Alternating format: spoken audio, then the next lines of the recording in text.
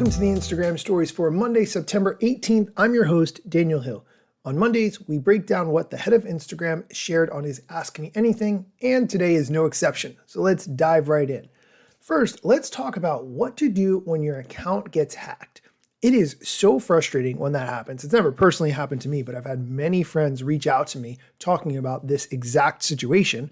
It almost always happens because they are not using two-factor authentication, which is an extra step, admittedly, when you log in.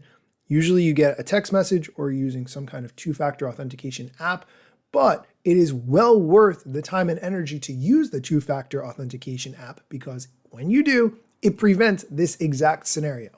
Anyway, the answer to the question, my account was hacked and I can't get back in, help please. If you've been hacked, go to instagram.com/hacked and follow the flow to try to get your account back, and make sure that once you do, you turn on two-factor authentication and use an authenticator app, not SMS, just to be super secure. A lot of good points there. The key takeaways are, number one, turning on two-factor authentication, and number two, instagram.com/hacked if it does happen to you. Next question, and I love this question, what's better, stories or reels? Now let's just talk about stories really quick. The people who are most likely to watch your stories are the people who already follow you. The people who do not follow you, if they're just finding out about you, they're probably not going to start with your stories because that's only going to be the last 24-hour window. They're probably going to look at your reels, at your posts, at your story highlights potentially, not necessarily your stories. They might, but the people who are going to be watching your stories mostly, and I'm going to say my estimate, 95, 99% of the time, are the people who already follow you. And then when you post a story, it shows up in their top of their Instagram screen. Reels are going to be for the people who follow you, yes, but also the people who don't follow you who may be watching Reels. Those are the targets. So they have completely different uses in that respect. So the question, what's better, stories or Reels? The answer is, who are you trying to have see your content? Here's his answer. They're for different things, which means they're also for different people to a certain degree. Stories is a great way to share little moments of your day-to-day, give people an insight into what it is like to be in your life. And Reels is a bit more for things you want to have stick around, videos you're proud of. Could be a funny video, could be dancing, could be something that happened in your life, but something that you really want everyone to know about. And it's a little bit less behind the scenes. I agree with what he said. Stories are absolutely the best for behind the scenes. But one thing that is really unique about stories, and I used to talk about this a lot, but I haven't brought it up in a while, is that stories can show you every single person who watched your story. If someone watches your reel and they don't like it and they don't comment on it, you don't know that they watched it. But with stories, you can see every single person who watched your story. You can tap on their profile, see who they are. That is what makes stories unique. So keep that perspective. We are going to take a quick break. When we come back, we're going to talk about threads, the formats that people use most on Instagram, and Reels bonuses. So stick around. Are you ready to monetize your social posts and ride the instant shopping trend? Check out BecauseILoveIt.com, known as Billy. I've connected with them recently, and I'm loving their vision to empower influencers. Whether you're on Instagram, TikTok, or any other platform, Billy is where you can create your own online store to feature products you love. The best part is that brands reward you with a commission on every sale. Easy as that.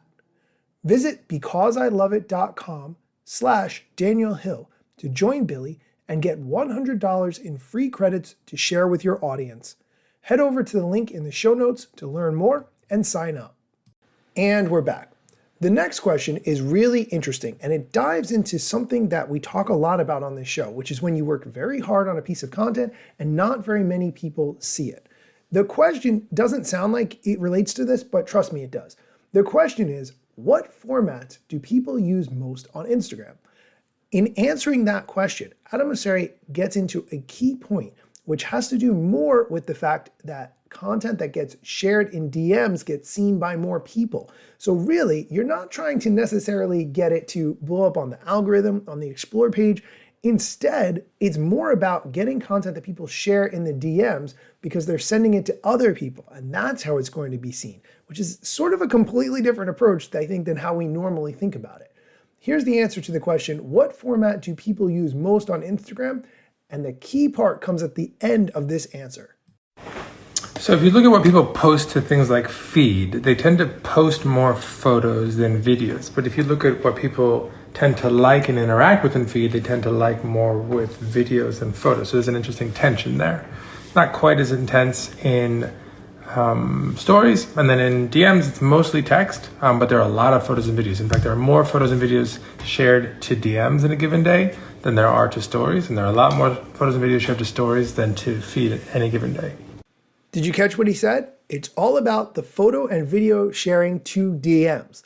I'm going to encourage you to rethink your approach to Instagram, and I'm going to do the same thing, trust me. What can make this content so good that people have to share it in the DMs? Likely because it's going to be incredibly funny or entertaining. I think those are like the key components, but also something very educational that they want to share with others because they know somebody else needs to hear it. Rethink your approach based on that answer. That's my best suggestion. Next question. My reels are not pushed to non-followers. Why?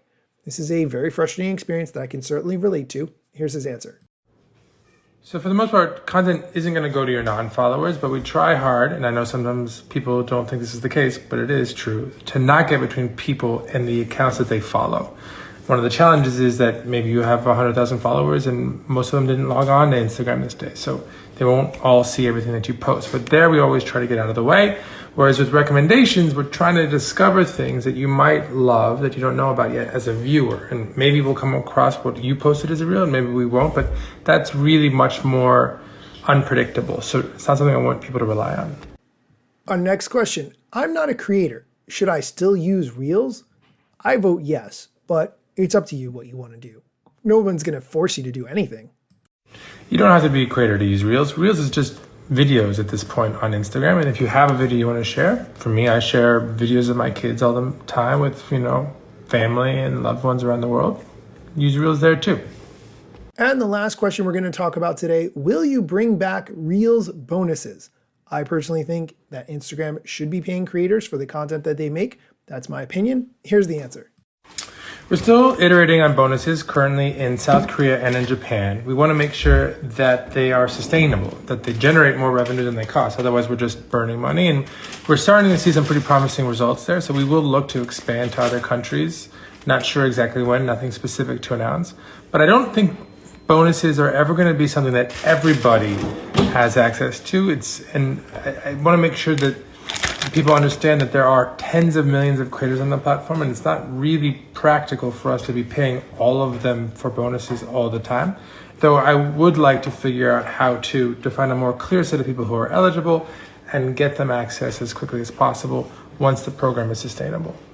I personally think that whatever social media platform sets the bar for how to pay creators in the best way possible, YouTube, I'm looking at you, that's the platform that people are going to spend the most time on because time is worth money. Time is valuable. It takes a long time to create content that people want to watch.